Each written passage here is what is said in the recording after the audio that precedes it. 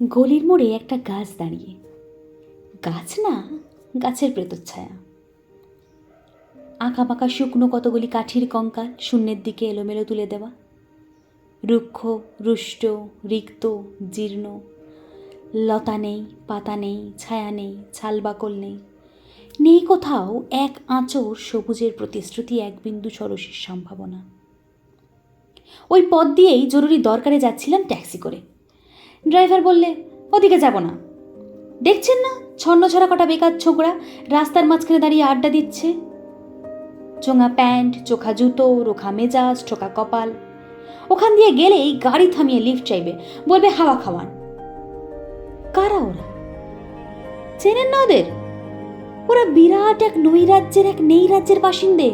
ওদের কিছু নেই, ভিটে নেই, ভিত নেই, রীতি নেই, নীতি নেই, আইন নেই, কানুন নেই, বিনয় নেই, ভদ্রতা নেই, শ্লীলতা শালীনতা নেই। ঘেঁষবে না ওদের কাছে। কেন নেই? ওরা যে নেই রাজ্যের বাসিন্দে। ওদের জন্য কলেজে সিট নেই, অফিসে চাকরি নেই, কারখানায় কাজ নেই, ট্রামে বাসে জায়গা নেই, মেলায় খেলায় টিকিট নেই, হাসপাতালে বেড নেই, বাড়িতে ঘর নেই, খেলবার মাঠ নেই, অনুসরণ করবার নেতা নেই, প্রেরণা জাগানো প্রেম নেই। ওদের প্রতি সম্ভাষণে কারোর দরদ নেই। ঘরে বাইরে উদাহরণ যা আছে তা ক্ষুদাহরণের, সুদাহরণের উদাহরণ নয়, তা সুদাহরণের, ক্ষুদাভরণের উদাহরণ। শুধু নিজের দিকে ঝোলটানো। এক ছিল মধ্যবিত্ত বাড়ির এক চিলতে ফালতু রক, তাও দিয়েছে লোপাট করে। তাই এখন পথ এসে দাঁড়িয়েছে সড়কের মাঝখানে।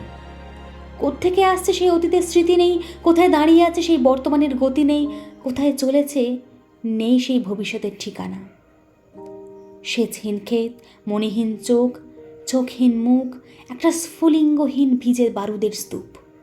আমি বললুম, না, ওখান দিয়েই যাব, ওখান দিয়েই আমার শর্টকাট। ওদের কাছাকাছি হতেই মুখ বাড়িয়ে জিজ্ঞেস করলুম, এই তোমাদের ট্যাক্সি লাগবে? লিফট চাই? আরে আরে এই তো ট্যাক্সি, এই তো ট্যাক্সি, লে হালুয়া। সল্লাসে চেঁচিয়ে উঠল ওরা, সিটি দিয়ে উঠল, পেয়ে গেছি, পেয়ে গেছি, চল পানসি বেলগড়িয়া। তিনটে ছোকরা উঠে পড়লো ট্যাক্সিতে। বললুম, কতদূর যাবে? এই কাছেই, ওই দেখতে পাচ্ছেন না ভিড়? সিনেমা না, জলসা না, নয় কোনো ফিল্মি তারকার অভ্যর্থনা। একটা নিরীহ লোক গাড়ি চাপা পড়েছে, চাপা দিয়ে গাড়িটা উধাও। আমাদের দলের কয়েকজন গাড়িটার পিছে ধাওয়া করেছে, আমরা খালি ট্যাক্সি খুঁজছি। কে সে লোক? একটা বেওয়ারিশ ভিখিরি, রক্তে মাংসে দলা পাকিয়ে গেছে। ওর কেউ নেই, কিছু নেই। শোবার জন্য ফুটপাত আছে তো মাথার উপরে ছাদ নেই, ভিক্ষার জন্য পাত্র একটা আছে তো তার মধ্যে প্রকাণ্ড একটা ফুটো। রক্তে মাখামাখি সেই দলা পাকানো ভিখিরিকে ওরা পাঁজা কোলা করে ট্যাক্সির মধ্যে তুলে নিল।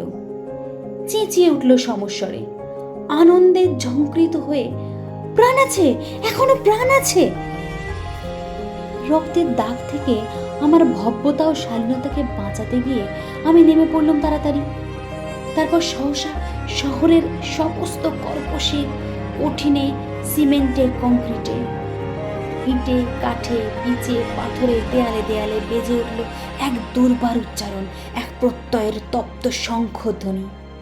প্রাণ আছে, এখনো প্রাণ আছে। প্রাণ থাকলেই স্থান আছে, মান আছে, সমস্ত বাধা নিষেধের বাইরেও আছে অস্তিত্বের অধিকার। ফিরে আসতেই দেখি গলির মোড়ে গাছের সেই শুকনো বৈরাগ্য বিদীর্ণ করে বেরিয়ে পড়েছে হাজার হাজার সোনালি কচি পাতা। মর্মরিত হচ্ছে বাতাসে, দেখতে দেখতে গুচ্ছে গুচ্ছে উতলে উঠেছে ফুলে। ঢেলে দিয়েছে বুকের সুগন্ধ, উড়ে এসেছে রং বেরঙের পাখি, শুরু করেছে কলকণ্ঠের কাকলি, ধীরে ধীরে ঘন পত্রপুঞ্জে ফেলেছে স্নেহার্দ্র দীর্ঘ ছায়া। যেন কোনো শ্যামল আত্মীয়তা। অবিশ্বাস্য চোখে চেয়ে দেখল কঠোরের প্রচ্ছন্নে মাধুর্যের বিস্তীর্ণ আয়োজন। প্রাণ আছে, প্রাণ আছে, শুধু প্রাণই আশ্চর্য সম্পদ, এক ক্ষয়হীন আশা, এক মৃত্যুহীন মর্যাদা। আসসালামু আলাইকুম, আমি তাবাসসুম, ইচ্ছাপুতুল চ্যানেলে আপনাদেরকে স্বাগত। বিখ্যাত কবি অচিন্ত্য কুমার সেনগুপ্তের লেখা ছন্নছাড়া কবিতাটি আজকে আমি আপনাদেরকে পাঠ করে শোনালাম। তার এই লেখার মধ্যে একটি আবেগপূর্ণ ভাষা এবং সমাজের একটি দিক ফুটে উঠেছে।